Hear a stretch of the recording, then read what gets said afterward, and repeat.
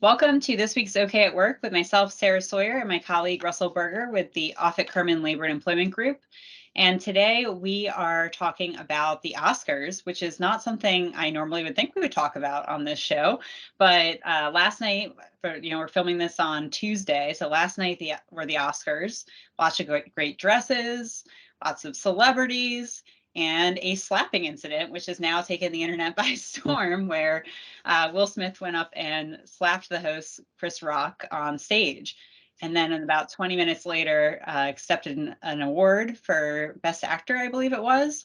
And everyone just went on their way with the show. So, for our purposes, that's Chris Rock's workplace. So, what are your thoughts on this incident, Russell?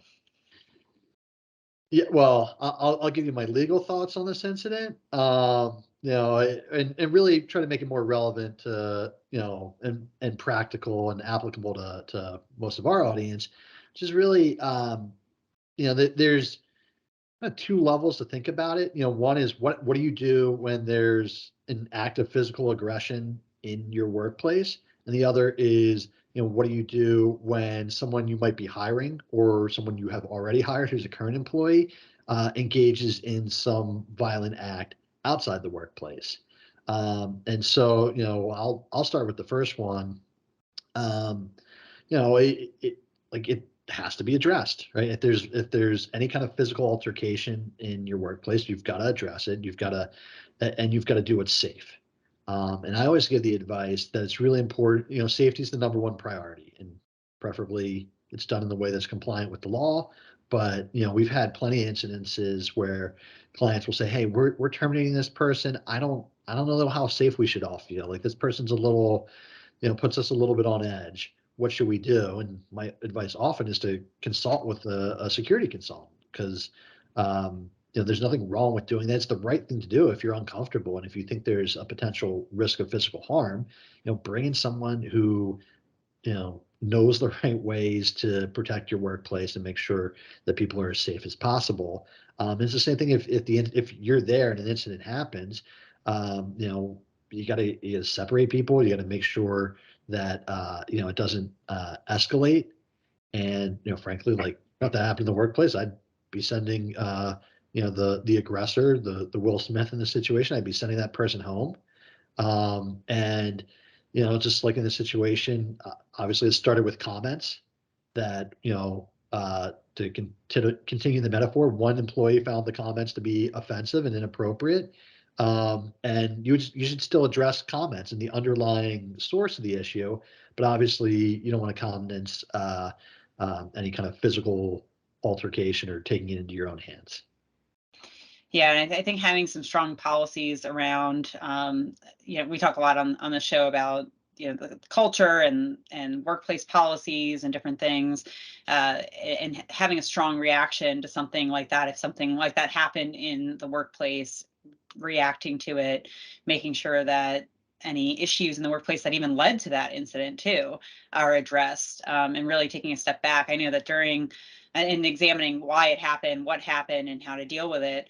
I know over the last couple of years, I've had a lot of clients that have had, unfortunately, more anger and aggression, and even if it doesn't turn violent, more issues in the workplace between employees and some more employee relation issues, some stemming from COVID and the stress that employees may be going through outside of the workplace, some coming from clients that are maybe being more aggressive towards employees, more frustrated, voicing their anger or frustration more. I know we represent some landlords at Offit Kurman. I know they've been dealing with a lot throughout the pandemic. So really, making sure that employees are comfortable with their colleagues, but then also, that they're not being harassed from clients or customers and can feel safe, and that there's security protocols in place. I really like your suggestion, Russell, about using a security consultant. There's a lot of people out there that can come in and help figure out the best security solutions for your office, and then also can host, sessions and things like that and training with your workforce on some of these issues. Right, and that's a good point. There are trainings that can be done. There are resources like that available, and by the same token, like a lot of things we say, the best best way to deal with it is to avoid it altogether. We say that a lot on here, and I think that's the case here. So, it's something that could be part of the background check. It's, again, if you have an employee who's been with you for 20 years and they get into some altercation for the first time after, and the person well, maybe you're not running them out, and you don't feel unsafe in the workplace.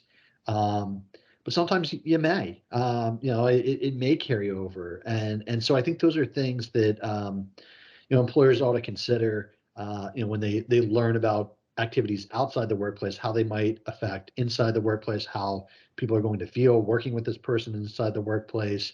Um, I mean, to refer back to Will Smith, the cast and crew on his next movie, how are they going to feel working with him? And they might say, well, as long as I don't make, comments about his wife who has a medical condition, I'm probably going to be okay. He doesn't strike me as a violent guy.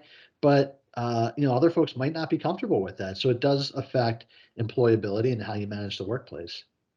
Yeah, I think that's definitely true with things that happen outside the workplace, and really using your instincts on it, and then also just exploring the issues, because things that happen outside the workplace, sometimes, depending on what it is, may not really have an impact, or it might. And it also depends on what type of, just speaking safety generally, it also depends on what type of company you are, what type of role that employee has. So if that employee, let's say an employee gets a DUI outside the office and they drive people around all the time, at the office, that could be concerning. Or if someone gets into a physical altercation, outside of work, and they're your HR director, probably not, that might be a real issue. So while it might, there's different circumstances where it might not be as impactful, really things that you'd have to consider and look at, to the extent that you find out about them and how they might have an impact. And then definitely if you have a company, or people that have jobs that are very safety focused, like using machinery, driving company vehicles, you want to have policies around regular checks to make sure that things that are happening outside the office aren't going to come into the office and create danger and issues internally. So, well, thank you, Russell, and we'll see you next time. Thanks, Sarah.